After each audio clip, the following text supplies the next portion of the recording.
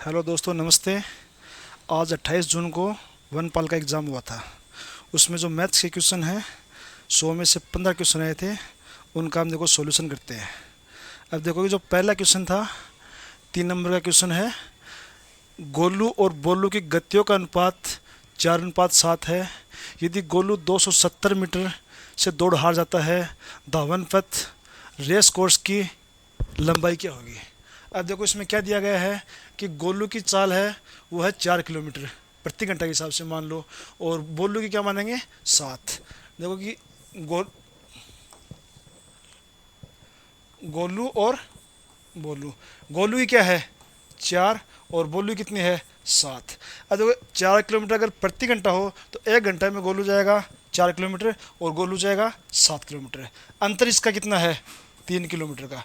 और प्रश्नानुसार देखो अंतर कितना है कि गोलू 270 मीटर से दौड़ हार जाता है। यानी कि अगर 3 के बराबर क्या रखेंगे 270, 1 बराबर 270 भाग 3 यानी कि 90।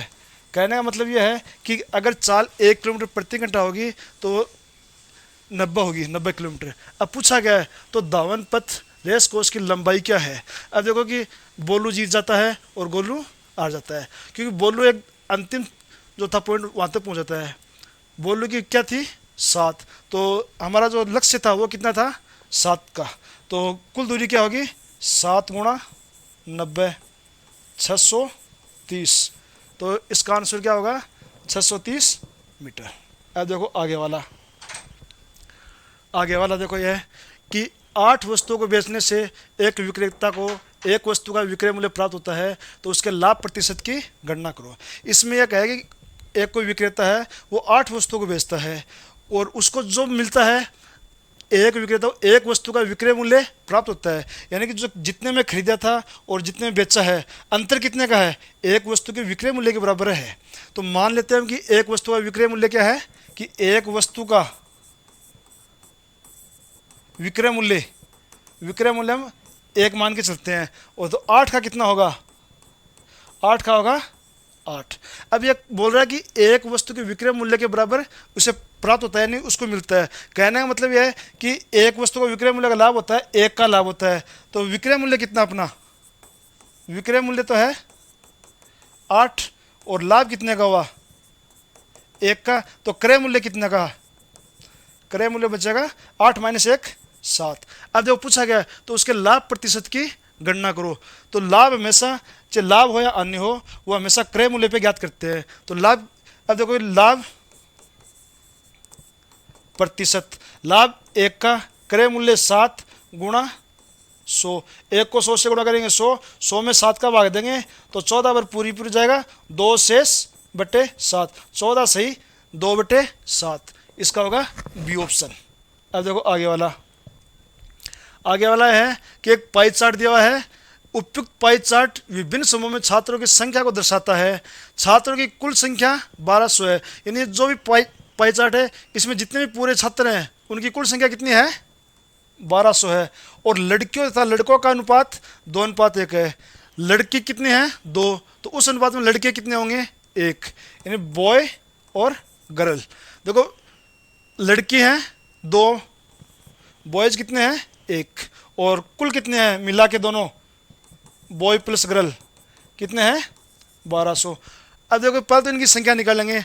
अनुपात में है 1:2, योग करेंगे 3, 3 के बराबर क्या आएगा 1200, 1 बराबर 1200/3 400। अब देखो 1 का मान कितना है 400, बॉयज़ का मान क्या 1, तो बॉयज़ कितने हैं 400 और गर्ल्स कितने होंगे 800। अब देखो आगे क्या कहा है 30, यदि 30% लड़कियां डी में है। अब देखो डी में जितने भी हैं ना उसमें लड़कियां कितनी हैं 30%, कुल लड़की कितनी हैं 800 हैं, यानी कुल गर्ल्स कितनी हैं और डी में कितने होंगे 800 गुणा 30, 800 का 30% निकालना है। अगर परसेंट को अगर चेंज करेंगे 100 का भाग लगेगा, 200 240। तो कुल लड़की कितनी है 240, ये केवल डी में है। अब देखो क्या कहा इसमें, तो समूह डी में लड़कों व लड़कियों का अनुपात। तो पहले तो ये देखेंगे डी में कुल संख्या कितनी है, कुल बच्चे कितने हैं 1200, और डी में कितने हैं 35%। 35% हटाएंगे तो भाग 100, और 35 को 12 से गुणा करूं। अब ये देखो कितने आएंगे, अगर 35 को 10 से गुणा करेंगे 350, और 2 ऊपर है 70, तो 350 में 70 जोड़े 420। कहने का मतलब है कि केवल डी में कुल बच्चे कितने हैं 420। 420 में से गर्ल्स कितनी हैं 240। तो बॉयज कितने रहे, बॉयज तो हैं 180 और गर्ल्स हैं 240। अब देखो पूछा क्या है, लड़कों व लड़कियों का अनुपात, यानी कि लड़कों और लड़कियों का अनुपात। लड़के कितने हैं 180 अनुपात गर्ल्स कितनी हैं 240। काट दें इसको, 6 दूनी 12, नहीं 6 3 18 और 6 चौक 24, 3 अनुपात है 4। तो इसमें देखो ये ध्यान रखना कि इसमें अगर ये पूछ लेता लड़कियों व लड़कों का अनुपात क्या है, तो आंसर होता है 4:3। अब इसमें पूछा क्या है लड़कों व लड़कियों का अनुपात, तो लड़कों की संख्या पहले, लड़कियों की बाद में, तो इसका आंसर होगा ए। अब देखो आगे वाला, ऊपर दिया गया ग्राफ कंपनियों ए बी सी डी के आयात और निर्यात मूल्यों की करोड़ों में दर्शाता है। कंपनी ए और सी के कुल निर्यात और कंपनी ए और सी के कुल आयात का क्या अनुपात होगा। ये तो देखो है ए, ये बी, ये सी और ये डी। ये देखो ये निशान है, ये तो है निर्यात का। अब ये तो ऊपर वाला ये है, यहाँ पे है 10, यहाँ पे 15, 7.5, 22.5, 7.5, 12.5 और यहाँ पे है 5, 17.5। अब देखो इसमें क्या बोले कि कंपनी ए और सी, ए का तो है ये और सी का ये। पहले इसमें तो क्या है आयात से, नहीं कंपनी ए और सी का कुल निर्यात, तो कुल निर्यात ए का कितना है, ए का निर्यात 10 और सी का निर्यात कितना है 7.5, सी का 7.5, दोनों का योग कितना हुआ 17.5। अब देखो आगे ए और सी के कुल आयात, ए का आयात है 7.5, ए का आयात 7.5 और सी का आयात है 5, इन दोनों को जोड़ दो 12.5। अब देखो इसमें क्या पूछा है कि निर्यात और आयात का अनुपात। देखो निर्यात ए और सी का 17.5 अनुपात, और ए और सी का कुल आयात कितना है 12.5। अगर अनुपात निकालना हो, पॉइंट के आगे सेम अंक हैं तो पॉइंट से पॉइंट कैंसिल, 25 का भाग दो, 25 7 175, 25 पंजो 125, तो 7:5, तो इसका ऑप्शन होगा सी। अब देखो आगे वाला में 8 और 98 के बीच मध्य अनुपात बताओ। अब मान लेते हैं कि इसका मध्य अनुपात क्या है x है, तो क्या होगा 8 अनुपात x समानुपात x अनुपात 98। अब इसका निकालने का तरीका क्या है, बाह्य पदों का गुणा बराबर मध्य पदों का गुणा। तो बाह्य पद क्या है 8 गुणा 98 बराबर मध्य पद x गुणा x, x गुणा x स्क्वायर बराबर 8 गुणा 98, x बराबर √ 8 गुणा 98। अब या तो देखो 8 को 98 से गुणा करो, या इसका देखो शॉर्टकट कि ऐसे टुकड़े करो कि जो वर्ग संख्या में हो। 8 का करेंगे तो क्या होगा 4 गुणा 2, और 98 का करेंगे तो 2 गुणा 49 बराबर 49 का क्या होगा 7, 4 का क्या होगा 2, 2 गुणा 2 का 1 2 बार आएगा 2, तो 7 दूनी 14 दूनी 28, तो इसका ए ऑप्शन सही है। अब देखो आगे वाला, दूसरे वर्ष और तीसरे वर्ष के लिए ब्याज की एक निश्चित दर पर एक निश्चित राशि पर चक्रवृद्धि ब्याज क्रमशः 21,780 और 23,958 है। तो बताओ ब्याज की दर क्या होगी। इसमें केवल चक्रवृद्धि ब्याज का नाम दिया है, ये हकीकत में क्वेश्चन किसका है सरल ब्याज का है। देखो कैसे है कि इसमें कहा कि दूसरे साल और तीसरे साल के अंत में चक्रवृद्धि ब्याज कितना, देखो 2 साल के लास्ट में कितना हुआ 21,780 80 और तीसरे साल के अंत में कितना हुआ 23,958। कहने का मतलब है कि चक्रवृद्धि ब्याज में ब्याज पे ब्याज लगता है, यानी कि जो भी मूलधन होगा उसमें ब्याज लगेंगे मिश्र धन, यानी कि 2 साल के बाद मिश्र धन कितना था 21,780। तो तीसरे साल के लिए हमारा मूलधन तो क्या रहा इसमें, हमारा मूलधन इसमें रहेगा 21,780 और समय हमें ज्ञात करना है कि भाई समय क्या है। अब देखो ब्याज कितना हुआ ये देखते हैं। अब ब्याज इन दोनों राशि का अंतर 23,958 से 21,780 माइनस में करेंगे 8, 7, 3,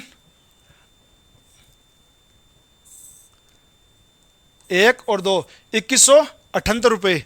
अब ब्याज कितना हुआ 2178 और पूछा क्या इसमें पूछा कि ब्याज की दर क्या है और सरल ब्याज का सूत्र क्या था मूलधन गुणा दर गुणा समय बट्टे 100 बराबर ब्याज। ब्याज तो अपना है 2178 बराबर मूलधन है 21,780 गुणा दर को x मान लो, समय 1 साल, 100 का भाग, एक बिंदु से एक बिंदु कैंसिल और इस 10 को इससे मल्टीप्लाई कर दें और 2178 से 2178 कैंसिल, तो x का मान क्या आया 10। तो इसका आंसर क्या होगा 10%। तो इसमें ब्याज दर कितनी रहेगी 10%। अब देखोगे आगे वाला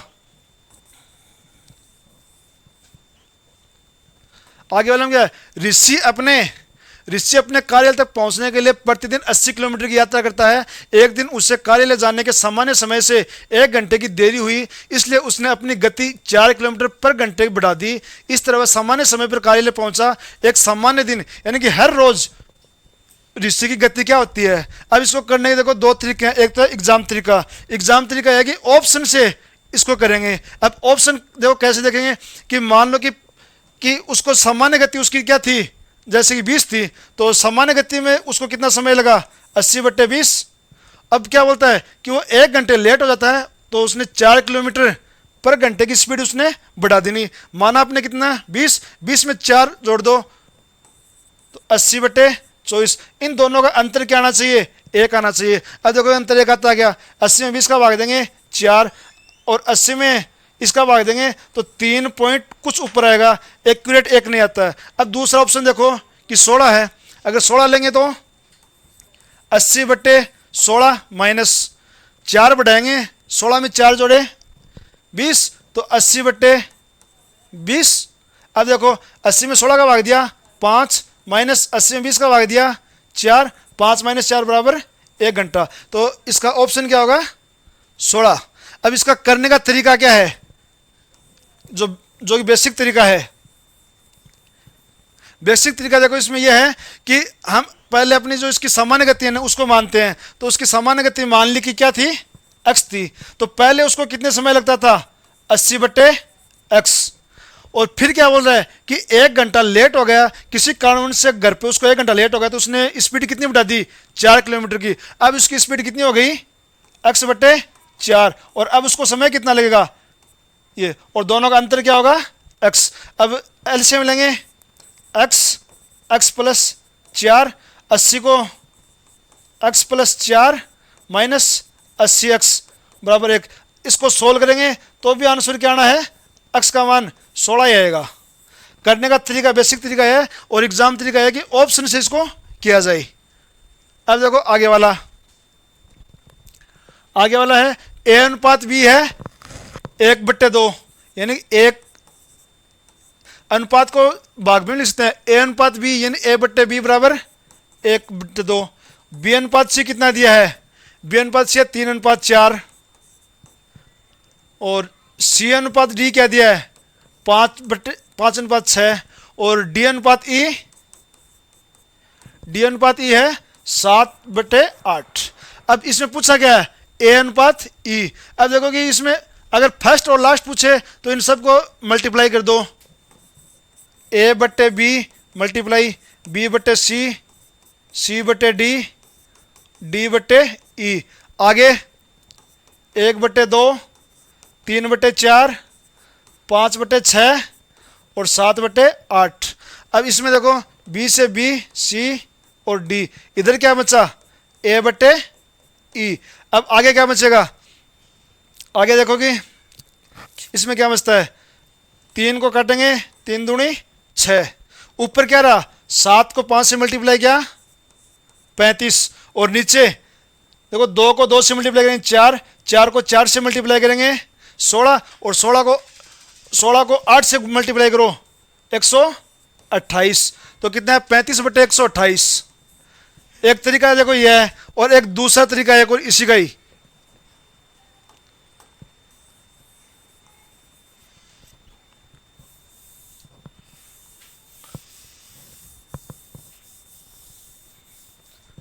दूसरा तरीका यह है कि यहां पे लिखो A, B, C, D और E। A अनुपात क्या है 1:2, B अनुपात C क्या है 3:4, C अनुपात D क्या है 5:6, और D अनुपात E क्या है 7:8। जो आगे रिक्त स्थान है, जो ये संख्या ये हर में आ जाएगी, इधर वाले में 3, इधर वाले में 4, 4, 5, 5, 6, 7, 7 और 7। अब सबको मल्टीप्लाई कर दो, इधर 1 को 3 से क्या 3, 5 15, 37 105, 7 को 5 से क्या 35, 35 को 3 से 105, 210, 7 को 5 से क्या 35, 35 को 4 से गुणा करेंगे 140, 140 को 2 से गुणा करेंगे 280। इसी प्रकार से इसको, इसी प्रकार को यानी इसको करेंगे तो 4 दूनी 8, 6 48, और 48 को गुणा करेंगे 8 से 64, और 32 है 38। अब इसी प्रकार से इसको करेंगे 8 और 42, यानी 42 को 8 से 6 और 32 1 33।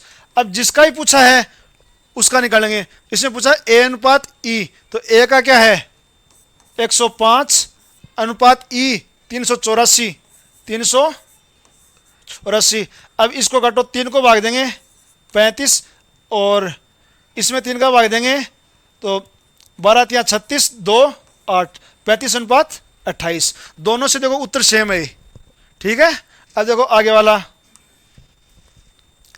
अमित भूषण से 3 गुना कुशल है, और यदि अमित को एक काम पूरा करने में 6 दिन लगते हैं तो भूषण उसी काम को कितने दिन में पूरा करेगा। अब देखो इसकी लैंग्वेज क्या है, पहले ये समझो कि अमित भूषण से 3 गुना कुशल है। कहने का मतलब है कि अगर अमित किसी काम को 1 दिन में करता है तो उसी काम को जो भूषण है वो कितने दिन में करेगा 3 दिन में करेगा, ठीक है। अब देखो आगे, यदि अमित को एक काम को पूरा करने में 6 दिन लगते हैं, अगर अमित को 6 लगेंगे तो भूषण को कितना लगेगा 3 गुणा 18, तो इसमें ऑप्शन ए 18। अब देखो आगे वाला, एक वर्त की त्रिज्या क्या है जिसका क्षेत्रफल 2 वर्तों के क्षेत्रफल के योग के बराबर है, जिसकी त्रिज्या 20 और 21 है। इसमें देखो R1 क्या है 20 और R2 क्या है 21। अब इन दोनों का क्षेत्रफल का योग करेंगे तो पाई R1 का स्क्वायर प्लस R2 का स्क्वायर बराबर पाई, जो नया वर्त बनेगा उसकी त्रिज्या मान लेते हैं R, तो पाई R स्क्वायर, पाई से पाई कैंसिल। R1 का मान क्या है 20, 20 का स्क्वायर प्लस 21 का स्क्वायर बराबर R स्क्वायर, 20 का स्क्वायर 400, 21 का स्क्वायर 441 बराबर R स्क्वायर। R स्क्वायर का मान क्या आया 841, R बराबर 841 का वर्गमूल।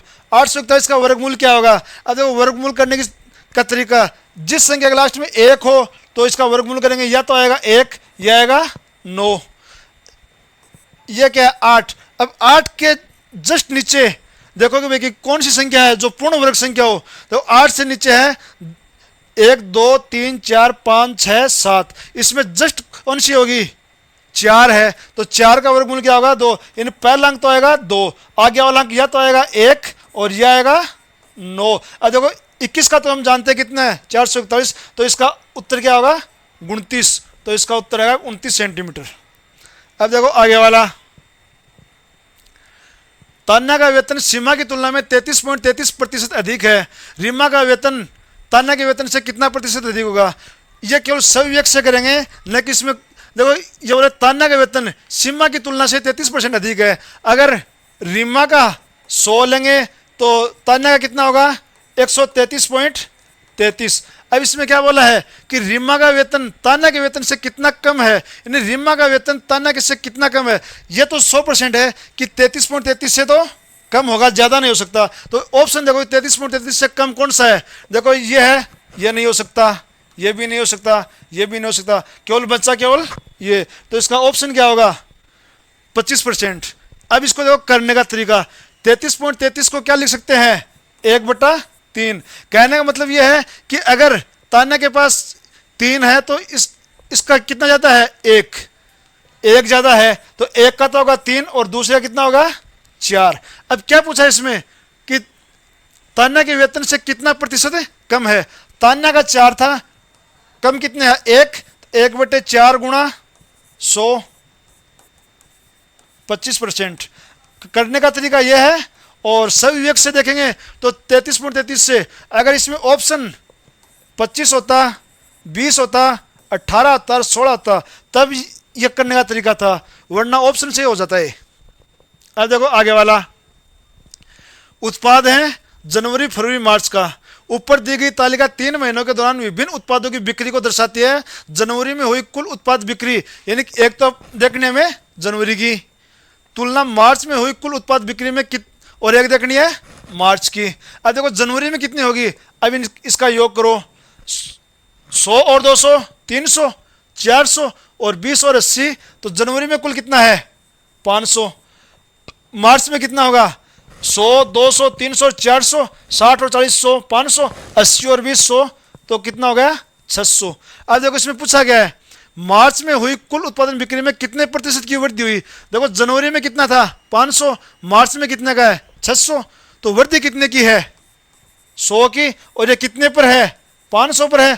प्रतिशत में निकालेंगे 100 से गुणा भाग देंगे 20, तो कितना आएगा 20%। तो इसका होगा ए ऑप्शन। अब देखो आगे वाला 16 श्रमिक दिन में 6 घंटे काम करते हैं और 25 दिन में 150 मीटर लंबाई 20 मीटर चौड़ाई और 2 मीटर ऊंचाई की दीवार बनाते हैं। और 12 श्रमिक जो दिन में 8 घंटे काम करते हैं 800 मीटर लंबाई 15 मीटर चौड़ाई और 6 मीटर ऊंचाई की दीवार कितने दिन में बना सकते हैं। इसका एक शॉर्टकट है MDH/W बराबर MDH/W। M का मतलब मेन, यानी कितने आदमी हैं 16 आदमी हैं। D का मतलब दिन, कितने दिनों में करते हैं 25 दिनों में। H का मतलब घंटे, तो इसमें कितने घंटे हैं 6 घंटे।